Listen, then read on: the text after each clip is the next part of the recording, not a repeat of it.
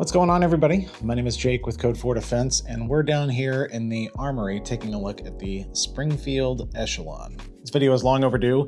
I've had this in the shop for, just about a year now, and I've been shooting with it for about that time. So I feel like I've got a pretty good understanding of what this gun is about, what it's capable of, some of the pros and some of the cons of it. So let's get into all of it. Like I said, we're down here in the armory taking a look at the Springfield Echelon. This was Springfield's introduction into kind of the duty combat style handgun market.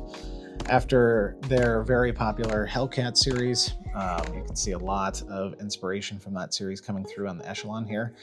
And like I said, this video is a little bit late as I've had this for quite some time, but I still think it's worth getting into because I think this is a really good offering from Springfield.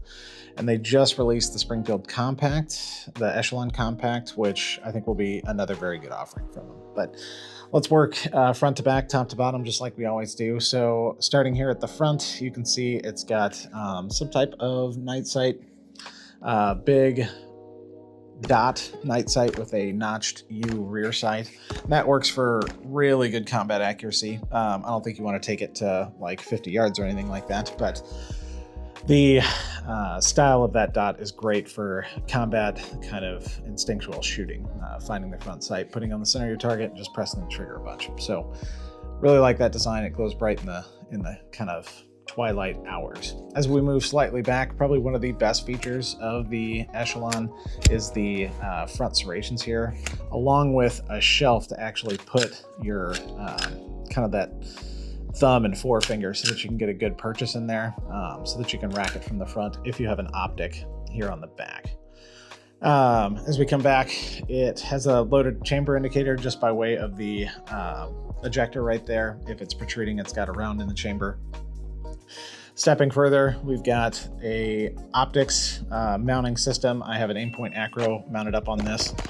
I bought this from Forward Controls, the plate itself. However, Springfield offers a wide range of plates for whatever sight you might have. The back, we're coming to a standard rear sight that pairs well with the front sight. Like I said, it's just a U that you place that circle in and press the trigger a bunch. Nice like shelf here at the back too, so if you were slingshotting the gun, really easy purchase there. Even if you're coming over to the top, it gives it good purchase. But like I said, the slide work on this thing is top notch all the way around. Coming forward and going down slightly, you've got an actual Picatinny style rail here for mounting lights, lasers, accessories, things like that. I didn't have any issues with any of the lights or anything that I mounted onto it. As we step even further back, you've got kind of this shelf, and if you go more of like a thumbs forward style shooting and drop your thumb down, really nice texture there that gives your thumb good space to rest, and just feels really nice. Feels very aggressive so that you can get a good purchase on the handgun and really drive those thumbs forward when you're ripping rounds downrange. Takedown lever here, also textured, also has a little bit of a shelf. Kind of a nice little feature, nice little thought from Springfield. The slide stop lever is ambidextrous on both sides, and I love that it sits more to the rear.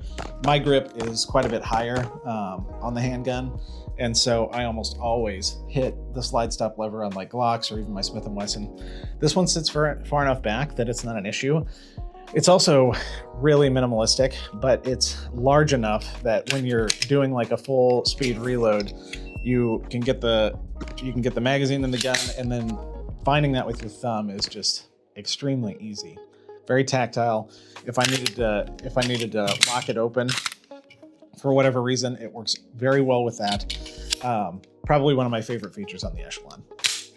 We'll step down to the trigger guard here, which is undercut right here for your fingers to lay into, and it's also got a series of stippling underneath there. So yet again, Springfield just thinking of all the little things that make this a nice package.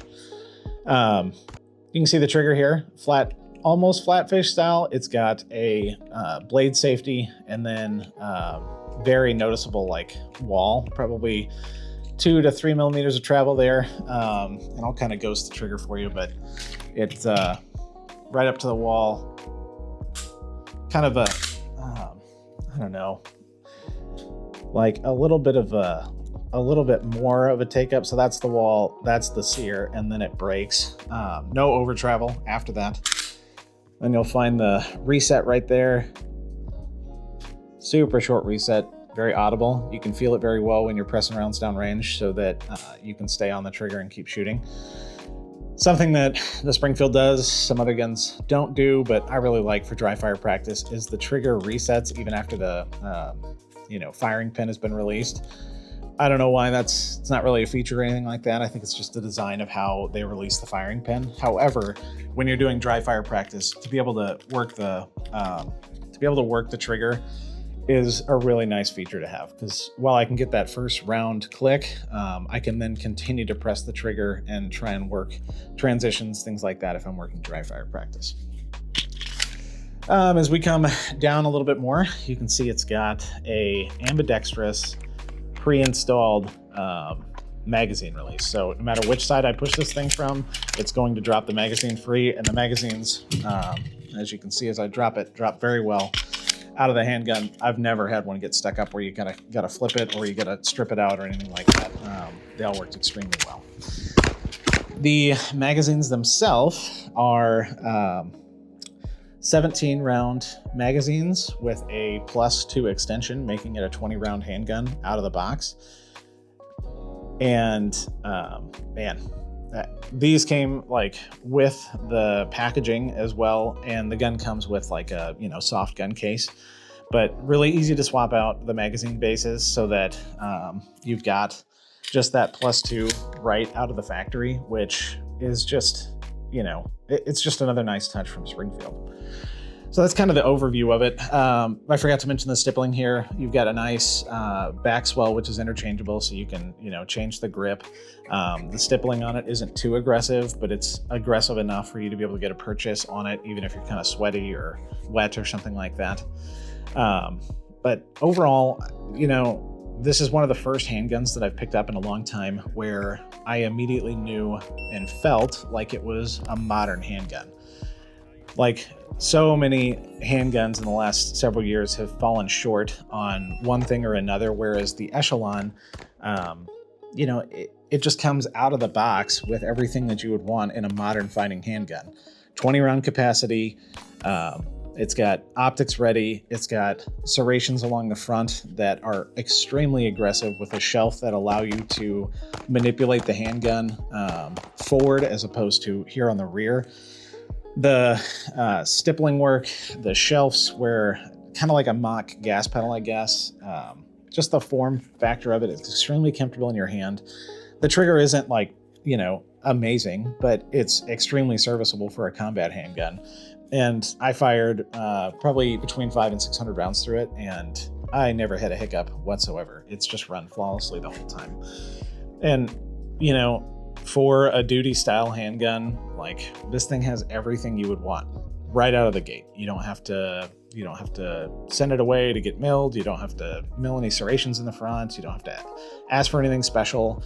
The sights are fantastic right out of the box. Like, this thing is just good to go. And it's really hard to beat that value. So in my opinion, if you've been on the fence about the Echelon, or you're thinking about the new compact version, which will be the same thing, just slightly smaller, like, it's a home run gun. And if you don't want a Glock or something like that, then I think that this is completely worth looking at. So give us your opinion of it down in the comments. I'm interested to hear those of you that have had an Echelon, what your thoughts are long-term on it. Has it held up? Is there anything you would like to change on it? Otherwise, thanks for stopping by. Y'all be safe, and we will see you on the next one.